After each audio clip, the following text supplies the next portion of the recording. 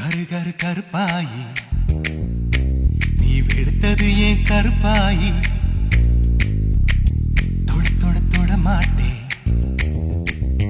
தொட்டா நானும் விட மாட்டேன்